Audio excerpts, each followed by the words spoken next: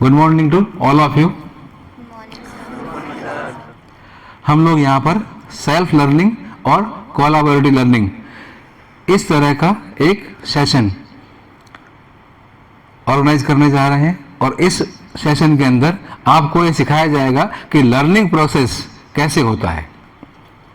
Learning दो तरह से बताया गया है यहाँ पर, सेल्फ और कोलैबोरेटिव।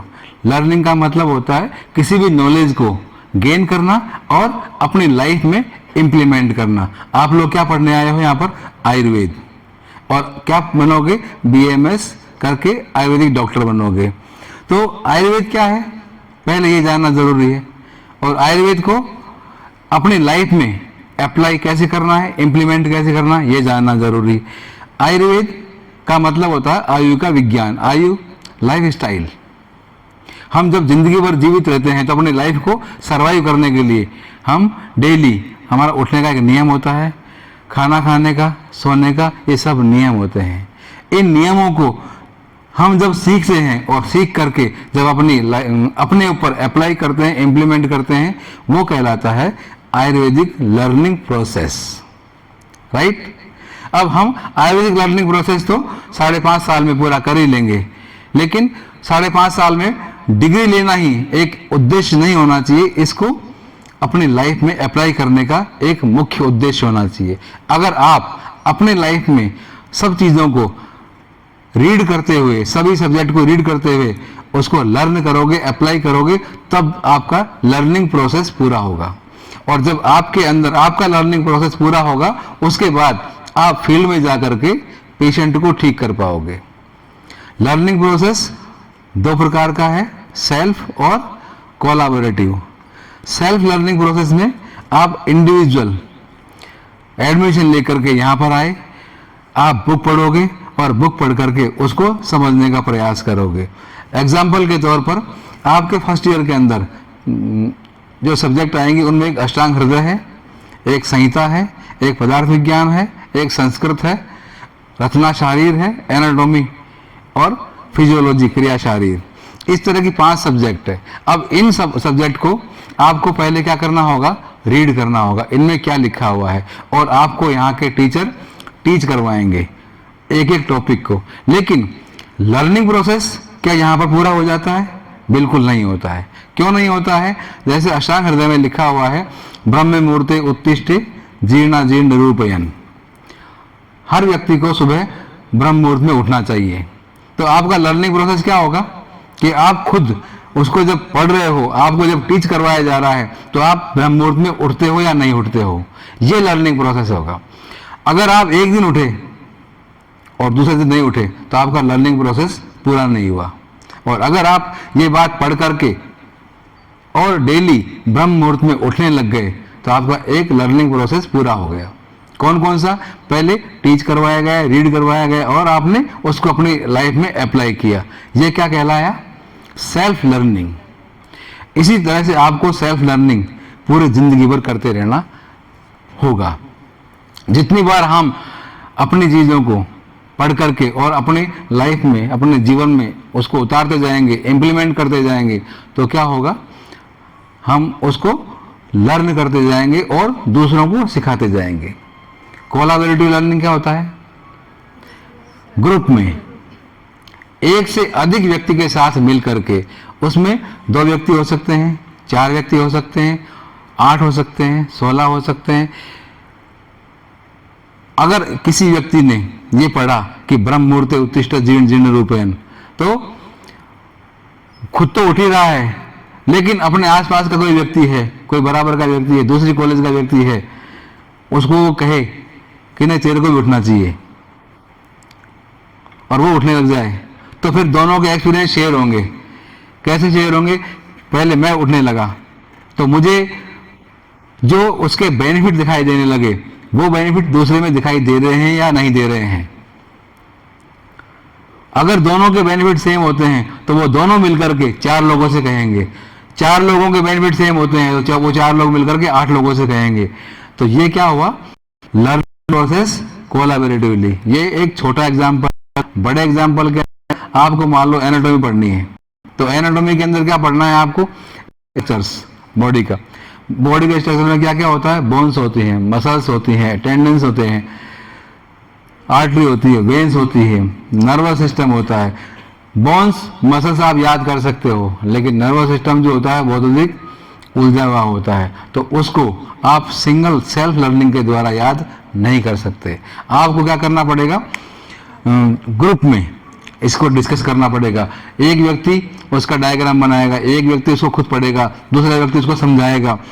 तो जब एक टॉपिक को लेकर के आप सब लोग अलग अलग तरीके से उसको एक्सप्लेन करोगे तो वो क्या होगा, एक टॉपिक एक साथ ग्रुप में जितने मेंबर होंगे उन सबको एक साथ याद होगा।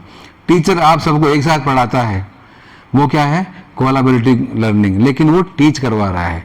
लर्निंग पर्सनल होती है, हमने जो पढ़ा उसको अपनी लाइफ में इम्प्लीमेंट करने के लिए, जिससे कि हमको बार बार याद नहीं करना पड़े। साइकिल चलाना सीखते हो, अभी तो क्या होता है कि 4 पहियों की साइकिल आती है, 3 पीछे होते हैं, 1 आगे होता है, तो बैलेंस बन जाता है, गिरता नहीं। जब पहले के ज़माने में क्या हुआ, 2 पहियों की साइकिल आती थी और बड़ी आती, छोटी नहीं आती थी, तो क्या करता था, एक व्यक्ति साइकिल में बैठता था और दूसरा पकड़ता था। ये क्या कहलाएगा, कोलैबोरेटिव लर्निंग। आज भी कार अकेला सिंगल व्यक्ति सीखता है, कभी नहीं सीखता। उसके लिए कौन है सिखाने वाला, ट्यूटोरियल होते हैं, ट्यूटर होते हैं, तो वो हमारे पास बैठता है, हमको बताता है, हमको गाइड करता है, हम उस तरह सीखते जाते हैं। उसका कोई रीडिंग वाला सिलेबस नहीं होता है। ये क्या हुई, कोलैबोरेटिव लर्निंग हुई। आप एनाटॉमी पढ़ी, एनाटॉमी के आपने एक व्यक्ति एनाटॉमिकल पोजीशन में खड़ा हो गया और आप उसको एनाटॉमिकली आप देख रहे हो, आप डेड बॉडी के ऊपर डिसेक्शन कर रहे हो साथ मिल करके, वहां पर टीचर टीच करवा के चला गया, लेकिन आपने वापस से 4 लोगों ने बैठ करके डिस्कस करना स्टार्ट किया।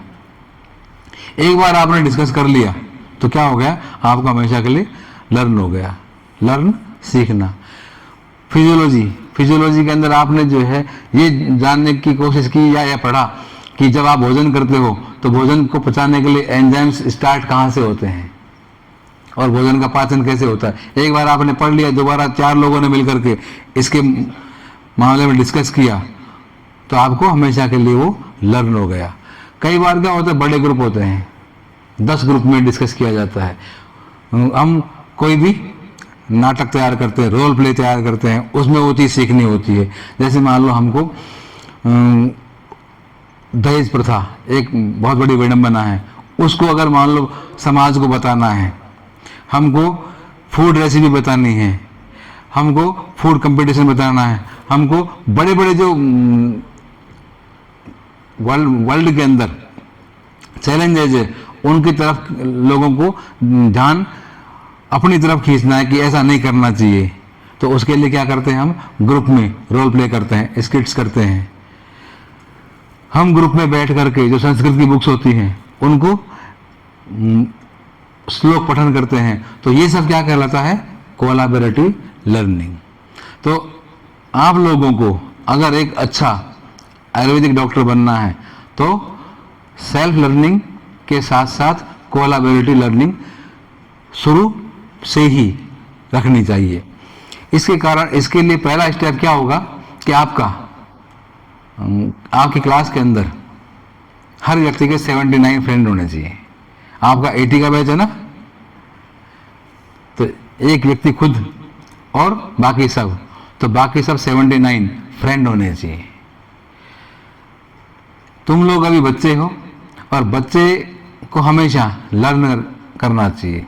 जैसे छोटा बच्चा होता है ना, कभी देखा 2-3 बच्चों को, आजकल बहुत सारे वीडियो आते हैं, एक बच्चा 2-3 बच्चे खेल रहे होते हैं बराबर की एज के, वो उसकी चीज़ छीन लेता है, वो उसकी चीज़ छीन लेता है, ठीक है ना, फिर उसके पिटाई कर देता है। उनको पता नहीं होता है कि पिटाई करने से क्या, और वो अपना गुस्सा निकाल रहा है उसके ऊपर। कई बार बच्चा गिर जाता है, उसके लग भी जाती है, लेकिन 15 मिनट बाद जब उसका पेन ठीक हो जाता है तो क्या होता है, वापस वो खेलने लग जाते हैं दोनों साथ साथ।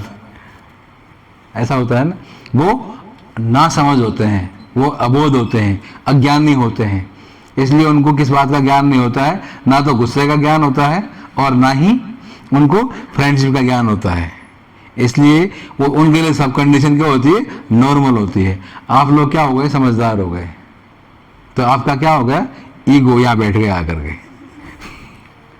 मैं क्यों जाऊं, मेरा क्या काम है, वो ज्यादा इंटेलिजेंट है क्या जो उसके पास जाऊं मैं। जो व्यक्ति ये सोच लेता है ना कि ईगो को ऊपर रखना है, मैं क्यों जाऊं, मुझे क्या मतलब, वो व्यक्ति जिंदगी में ज्यादा सीख नहीं सकता है। स्टडी कर सकता है, मार्क्स ला सकता है, अकेला बैठकर पढ़ेगा, रीडिंग करेगा, कमरे में बंद, किसी को बताएगा नहीं मैंने क्या पढ़ा है, उसको एग्जाम तक याद रहेगा और एग्जाम पास हुआ और सब भूल जाएगा। जैसे आपने जो चीज 10th में पढ़ी होगी आपको याद, आज नहीं याद है। हो सकता है किसी के अच्छे नंबर आए होंगे, 90% आए होंगे, 95 आए होंगे, लेकिन याद नहीं है आज।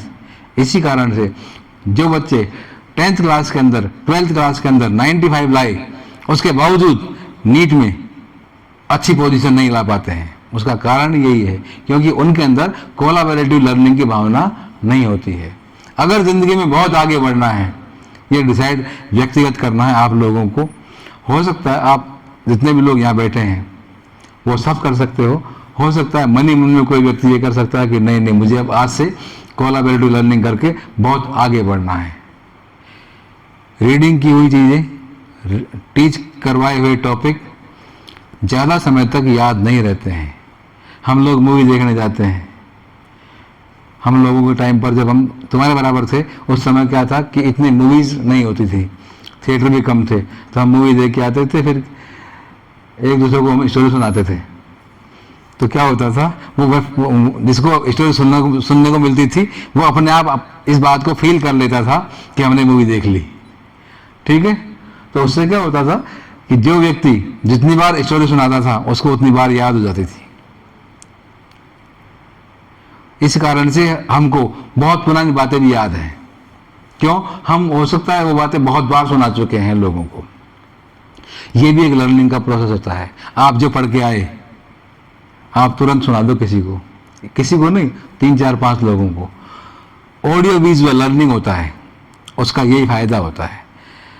आप लोग मेरे को सुन रहे हो, अगर मैं यहाँ पर 1000 सेंटेंस बोलूँगा तो आपको 100 सेंटेंस याद रहेंगे और 900 सेंटेंस जो है वो आपके सब कॉन्शियस माइंड में रहेंगे। जब कोई दूसरा आकर याद दिलाएगा सर ने ये भी बताया था, क्योंकि 100 सेंटेंस जो होंगे वो सबको अलग अलग याद रहेंगे। इसका मतलब 1000 सेंटेंस आपको सबको याद रहेंगे, लेकिन 100 के भाग में रहेंगे।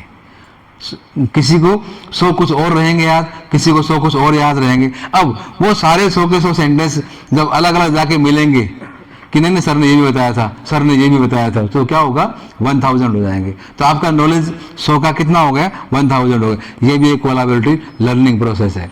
तो जब हम मूवी देख के आते थे, स्टोरी सुनाते थे, वो स्टोरी हमको याद हो जाती थी। आप भी ऐसा कर सकते हो, दूसरों के लिए नहीं करना। हमारी भावना क्या है, थोड़ी सी छोटी होती है, तुच्छ मानसिकता जिसको बोलते हैं कि नहीं नहीं मैं पढ़ा हूं, मैं क्यों बताऊं किसी को। आप किसी के लिए कुछ मत करो, आप अपने लिए करो कि जो आपने पढ़ा है वो आपको जिंदगी भर याद कैसे रहेगा। क्योंकि आप क्या बनोगे, डॉक्टर बनोगे। आपको फर्स्ट ईयर में अष्टांग हृदय पढ़ोगे और फाइनल ईयर के अंदर चरक चिकित्सा स्थान पढ़ोगे। तो आपको फर्स्ट ईयर का अष्टांग हृदय याद रहना चाहिए। जब जाकर के आप पेशेंट को हेल्दी रहने के लिए तरीके बता पाओगे। अगर आप ये सोचोगे कि नहीं फर्स्ट ईयर में मुझे पास होना है, अष्टांग हृदय के 16 अध्याय मुझे याद कर लूंगा मैं तो अकेला बैठ करके सेल्फ लर्निंग के द्वारा, और मैं नंबर ले आऊंगा अच्छे, मुझे दूसरों से क्या मतलब है, तो आप 6 महीने बाद में अष्टांग हृदय के 16 अध्याय भूल जाओगे। तो आपको भूलना है या याद रखना है, याद रखना है। तो याद रखने के लिए आपको हमेशा क्या करना पड़ेगा, लोगों को पढ़ाना पड़ेगा, लोगों को बताना पड़ेगा। ये होता है कोलैबोरेटिव लर्निंग। इसको हिंदी में बोलते हैं सहयोगात्मक शैक्षणिक विधा। और सहयोग की भावना जब हम ले आते हैं और हम दूसरों को बताने लगते हैं, शुरुआत किसी न किसी को करनी पड़ती है।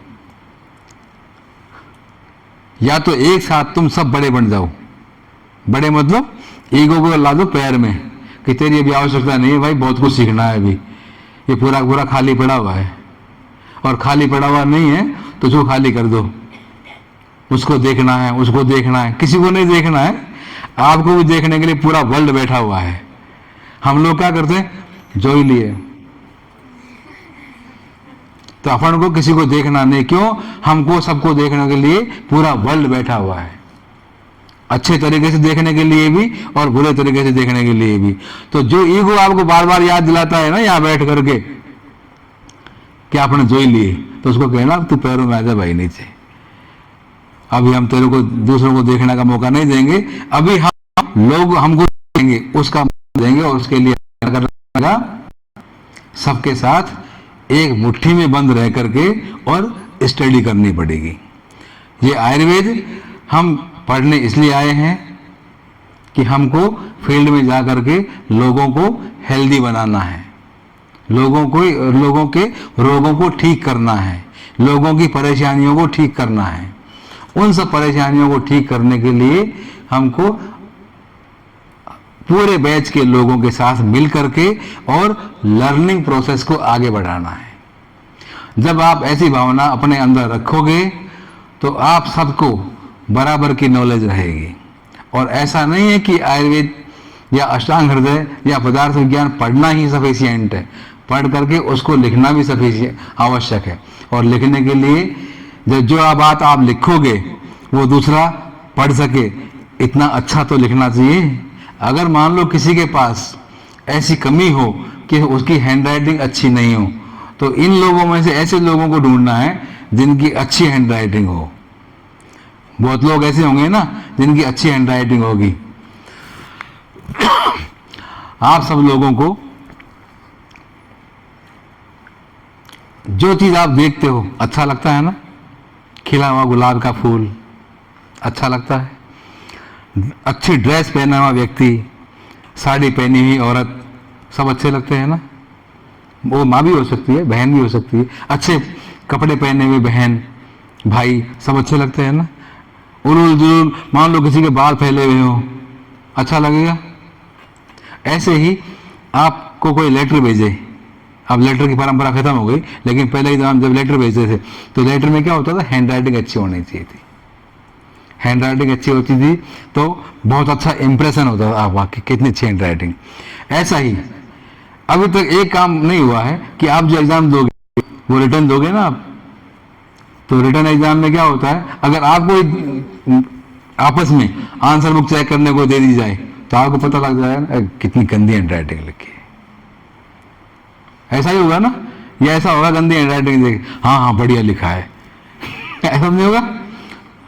तो इसका मतलब क्या हुआ, ह्यूमन नेचर कॉमन है कि सबको जो कॉमन अच्छा है वो सबको अच्छा लगता है। तो आप अपनी हैंड राइटिंग सुधारने के लिए भी कोलैबोरेटिव लर्निंग प्रोसेस यूज कर सकते हो। कैसे करोगे, हम ऐसा चांस दे सकते हैं आपको कि आप एक दूसरे की आंसर बुक चेक करो, पता लग जाएगा किसकी हैंड राइटिंग अच्छी है, हो सकता है। और या फिर आप खुद ही बता दो कि मेरी हैंड राइटिंग अच्छी है, तो आप उससे पूछो।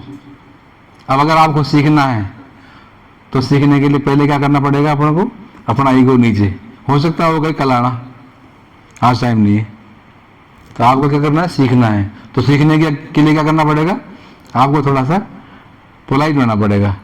बैच के हैं, बराबर के, सब बात सही है, लेकिन उसके पास आपसे एक क्वालिटी ज़्यादा है। हम लोगों को क्या सिखाया जाता है, काय बांधो नहीं आपने बीजा कर लिए ना, ना ऐसा नहीं। हमको अगर सीखना है तो बिना टाइम खराब किए हुए ही उस चीज को सीखना स्टार्ट कर देना चाहिए, क्योंकि टाइम तो डेली निकल रहा है ना। टाइम रुकेगा क्या, नहीं रुकेगा। पता लगा कि फर्स्ट एग्जाम आ गई और जो सर ने कहा था 23 तारीख को कि हैंड राइटिंग ठीक कर लेना, हैंड राइटिंग ठीक नहीं कर पाए और पता लगा हैंड राइटिंग के कारण फेल हो गए। लिखा तो बहुत ज्यादा था लेकिन पढ़ने वाले ने पढ़ा ही नहीं। क्यों नहीं पढ़ा, समझ में नहीं आया। कई बच्चे ऐसे भी होते हैं, खुद लिखते हैं और उनसे कहा जाए पढ़ के दिखा तो पढ़ नहीं पाता है। तो ऐसे बच्चे की बुक तो कोई भी चेक नहीं करेगा ना। तो लर्निंग प्रोसेस प्रत्येक टॉपिक का होता है, प्रत्येक सब्जेक्ट का होता है। हमारे रोनी भाई हैं, ये अच्छा जो है वीडियो बनाते हैं, यूट्यूब पर अपलोड करते हैं। तो हमने आज इनसे सीखा कि कैसे कैसे क्या क्या काम करना चाहिए। मेरी एज ज़्यादा हुई तो मैं प्रिंसिपल हुआ तो क्या हुआ, लेकिन सीखूंगा तो सही ना। ये नॉलेज किसके पास है, रोनी भाई के पास में है। तो हमारे यहाँ के जो बेस्ट यूट्यूबर और कैमरामैन वो रोनी भाई हैं, तो मैं उनसे सीख रहा हूँ। तो सीखने के लिए हमको अपना ईगो क्या करना चाहिए, नीचे रखना चाहिए। ईगो कब लाना चाहिए ऊपर आपको, जब आपको लगे अब सब सीख गए, अब बहुत बड़ा सेंटर खोल दिया और डेली के 500 पेशेंट आते हैं, 3-4 पीए रखे हुए हैं, क्योंकि अलग अलग नंबर है ना। 500 पेशेंट जब आएंगे आपके पास में तो 5000 लोगों को फोन भी आएंगे ना, तो उन 5000 फोन को आप अटेंड कर नहीं सकते। अगर आप फोन अटेंड करोगे तो पेशेंट कौन देखेगा, फोन भी आएंगे, फिर मैसेज भी आएंगे, फिर ट्विटर भी आएंगे, तो ये सब देखने के लिए क्या रखना पड़ेगी, पूरी टीम रखनी पड़ेगी, एम्प्लॉय रखने पड़ेंगे। तब आप आराम से ईगो को सिर पर रख लो कि अब किसी की सुननी नहीं, अब मैं मेरी सुनूंगा। लेकिन तब तक आप क्या करो, ईगो को नीचे रखो और अपना लर्निंग प्रोसेस डेवलप करते रहो। Thank you very much. और मैं आशा करता हूं कि आप इन फ्यूचर सेल्फ लर्निंग और कोलैबोरेटिव लर्निंग का प्रोसेस अपनाओगे। Thank you.